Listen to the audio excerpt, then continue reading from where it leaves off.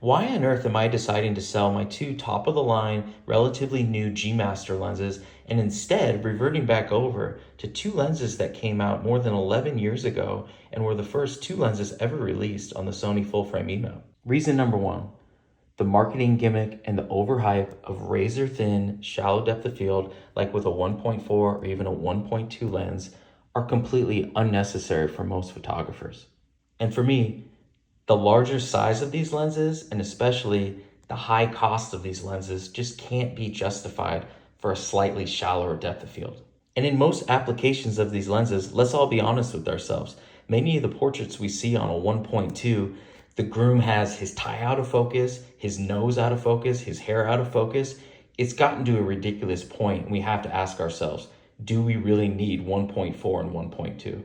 Reason number two, the Sony Zeiss lenses are way smaller, lighter, more compact, and you're gonna find yourself shooting with them more often. Reason number three, and this might shock some people, is build quality. The Sony Zeiss lenses are made of metal instead of plastic with G Master, and they're gonna last you forever. And if you're shooting mostly stills, do you really need the aperture ring of the G Master lenses, or are you usually adjusting your aperture digitally rather than on the lens barrel? Reason number four, portability and the fact that you can throw these in a sling bag. With G Masters, they're just way too large and you have to have them around your neck and exposed, whereas with these guys, which are so small, you can easily throw them in a sling and carry them around.